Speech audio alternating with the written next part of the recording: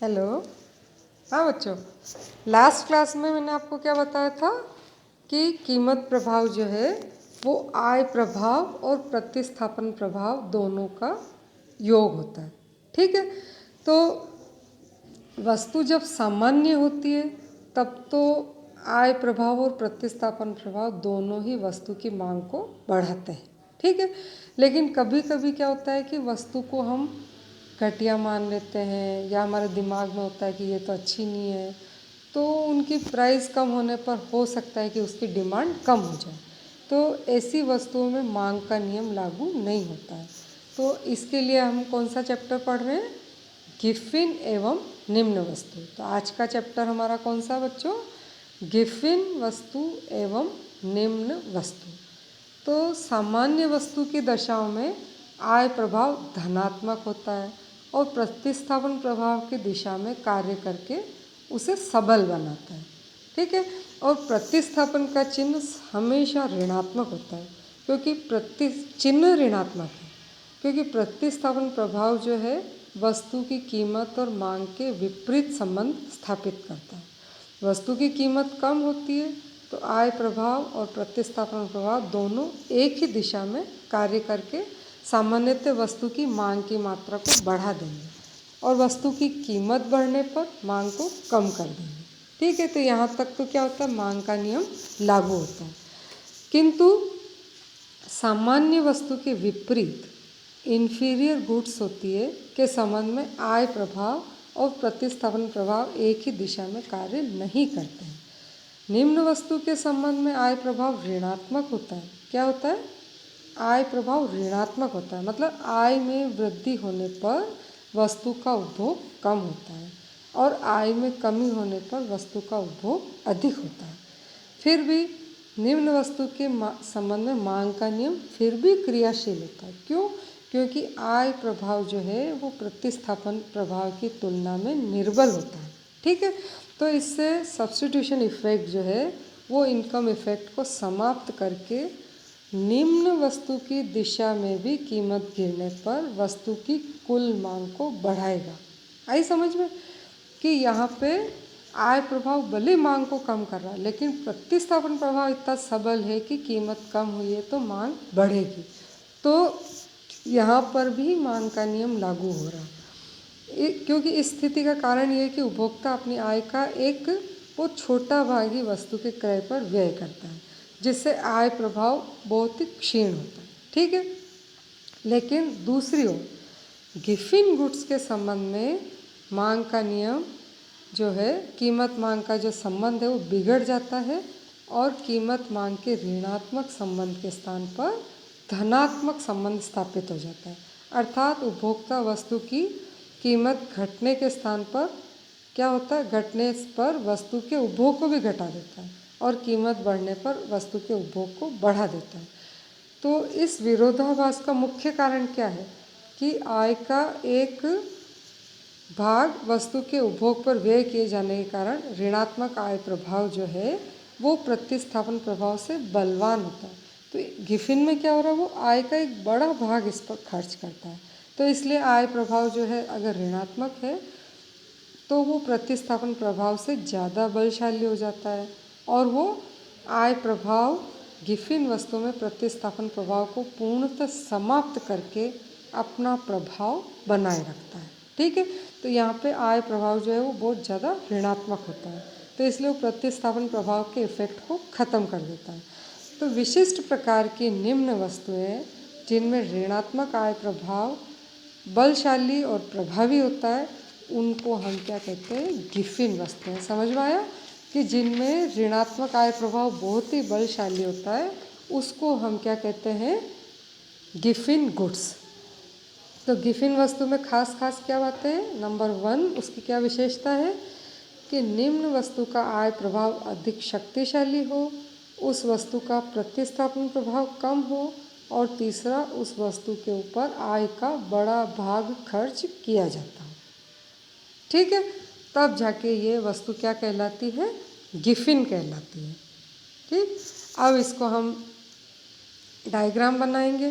ठीक है, तो आप देखिए कि सबसे पहले जैसे ये वाला बना रहे हैं हम एक निम्न वस्तु का डायग्राम।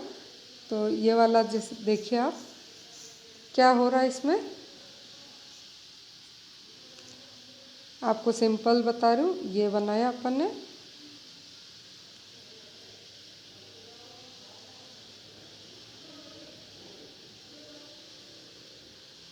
ठीक है। ये हमने क्या लिया, यहाँ पे एक्स वस्तु लिखी एक्स एक्सिस पे, यहाँ वाई वस्तु लिखी, और ये आपने आर एस जो है बजट लाइन बने, ठीक है। और एक ये R S one budget line बनी हमने, जो कि कीमत कम होने पर बता रही है। अब क्या हुआ कि उसका जो पहला वाला संतुलन है, वो मान लीजिए कहाँ पर है, आर बिंदु पर। कहाँ पे है, इस आर बिंदु पर। और प्राइस में क्या हो गई, मान लीजिए कि वृद्धि हो गई, तो वो कहाँ आ गया, इस यहाँ आ गया। और वो, या इसको हम कीमत आई में बढ़ा के भी देख सकते हैं। तो कुल मिला के क्या है कि अगर वो जैसे इस वाली बजट लाइन आर एस पर इस बिंदु पर है, कहाँ पे है, वो इस बिंदु पर है, ठीक है। यहाँ पे वो कितनी मात्रा ले रहा है, OM1 मात्रा ले रहा है। और अब अगर उसकी प्राइस में क्या हो गई कि कमी हो गई, तो वो कहाँ गया, इस आर बिंदु पर गया। तो P से R पर जाना क्या है, कीमत प्रभाव। लेकिन इसको हम क्या माने, कीमत कमी की बजाय मान लीजिए उसकी आय बढ़ती, तो वो कहाँ आता, इस KT पर आता। हाँ, और KT पर क्या कर रहा है, उसकी जो पुराना इंडिफरेंस कर्व है वो इसको यहाँ स्पर्श कर रहा है। आप देखिए इस P से ये वाला जो Q है इस तरफ आ रहा है, P से लेफ्ट की तरफ, ठीक है। और उसने क्या किया कि उसकी आय प्रभाव ऋणात्मक हो गया, OM1 से कहाँ आ गया, इस M2 पर आ गया, ठीक है। तो मात्रा डिमांड क्या हुई, कम हुई। लेकिन क्योंकि यहाँ पे हमने केवल उसकी आय ली थी, एक्चुअल में तो वो यहाँ गया नहीं है, तो एक्चुअल में वो कहाँ काम कर रहा है, इस R पर कर रहा है। तो इस P से R पर जाना तो प्राइस इफेक्ट है, और R से Q पर जाना उसका प्रतिस्थापन प्रभाव है। और जो उसका ऋणात्मक आय प्रभाव कितना है बच्चों, इस P से Q पर जाना, तो वो बहुत थोड़ा सा है। इस वजह से वो कहाँ गया, उसकी मांग जरूर कम हुई है, आय प्रभाव ने घटाने की कोशिश करी है उसकी, कि वो P से Q पर गया, लेकिन एक्चुअल में वो कहाँ गया, यहाँ पे प्रतिस्थापन प्रभाव बहुत बलशाली है, Q से R पर जा रहा है। तो इस वजह से क्या हो रहा है कि उसकी मांग बढ़ रही है, ठीक है।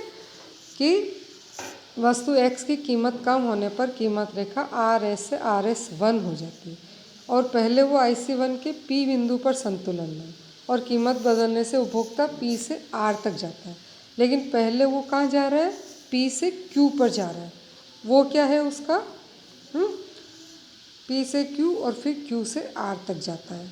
तो M1 M2 ऋणात्मक आय प्रभाव है, और M2 M3 उसका क्या है, धनात्मक प्रतिस्थापन प्रभाव है। तो Q से R पर जाना क्या है, उसका प्रतिस्थापन प्रभाव है, जो कि ऋणात्मक आय प्रभाव से अधिक बलशाली है, ठीक है। तो M2 M3 is greater than M1 M2। तो निम्न वस्तु में भी क्या हो रहा है बच्चों, कीमत प्रभाव धनात्मक है, मतलब M1 M3 उसकी डिमांड बढ़ रही, ठीक है। लेकिन अब आप ये देखो दूसरा डायग्राम जो एक ये है, ये क्या है, गिफिन वस्तु का है। तो इसमें आप देखो कि जो आय प्रभाव है बहुत ही ज़्यादा ऋणात्मक है। इस वजह से यहाँ पर क्या होगा, मांग का नियम लागू नहीं होगा। इसमें ये आप देखो, यहाँ पे आप देखो, ये जैसे ये वाली आपकी बजट लाइन है, फिर एक ये बजट लाइन है, ये एक इंडिफरेंस कर्व है, और एक ये वाला इंडिफरेंस कर्व है। इसमें आप क्या देख रहे हो कि पहले उपभोक्ता इस P बिंदु पर संतुलन में है, ठीक है। कहाँ पर है, P बिंदु पर संतुलन में है। और ये आपकी एक जो समानांतर वाली जो बजट लाइन है वही है। ठीक है, तो P बिंदु पर वो संतुलन में है और उसकी कीमत कम हुई तो वो P से चल के कहाँ पे गया, इस R पर गया, IC2 के R पर गया। तो मांग कितनी कम हो गई, M1 M3। ठीक है, कहाँ पहुँच गया वो, M1 से M3 पर पहुँच गया। लेकिन अगर उसको हम आय प्रभाव में कन्वर्ट करें तो वो कहाँ जा रहा है, P से Q पर जा रहा है। तो मांग क्या हो रही है, M1 से इस M2 पर आ रही है। कहाँ पे आई, M1 से M2। वो किससे आ रही है, ऋणात्मक आय प्रभाव से M1 से M2 पर जा रही है। लेकिन प्रतिस्थापन प्रभाव में Q से R पर जा रहा है, तो जो कि मांग को बढ़ा रहा है M2 से M3। ठीक है, लेकिन जो ऋणात्मक आय प्रभाव है वो M1 M2 है, जो कि M2 M3 से ज़्यादा है। तो इस वजह से यहाँ पर क्या हो रहा है कि गिफिन वस्तु है, क्योंकि यहाँ पर ऋणात्मक आय प्रभाव जो है वो ज़्यादा बलशाली है। ठीक है, तो ऋणात्मक आय प्रभाव जब ज़्यादा बलशाली होता है तो बच्चों क्या होता है कि यहाँ पे मांग का नियम लागू नहीं होता है। वस्तु की कीमत कम होती है तो मांग कम हो जाती है, और कीमत ज़्यादा होती है तो मांग भी ज़्यादा हो जाती है। तो गिफिन वस्तु का एक्सप्लेनेशन हिक्स ने बहुत अच्छी तरह से किया है, और ये चीज़ मार्शल जो है वो अपने नियम में नहीं बता पाए थे। तो क्योंकि हिक्स ने क्या बताया कि आय प्रभाव ऋणात्मक भी हो सकता है, इस वजह से ये गिफिन वस्तु, निम्न वस्तु, सामान्य वस्तु, इन तीनों को बहुत अच्छी तरह से एक्सप्लेन कर पाए, लेकिन मार्शल जो है वो इसको नहीं कर पाए थे। तो बच्चों, इंडिफरेंस कर्व में हमने खूब सारी चीज़ें देखी है ना। तो अब इसके बाद जो है कि इनकी उपयोगिता क्या है, क्या क्या इनके प्रयोग होते हैं, इसकी कमियां क्या है, इसके महत्व क्या है, ये बिल्कुल थ्योरी पार्ट से, तो इसको आप पढ़ लीजिएगा। ठीक है, क्या क्या चीज़ें आपको पढ़नी है, एक तो इंडिफरेंस कर्व का महत्व क्या है, इसकी कमियां क्या है, इसके प्रयोग क्या है।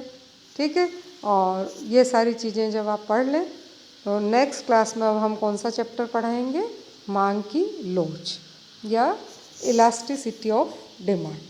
ठीक है, okay, bye bye, thank you.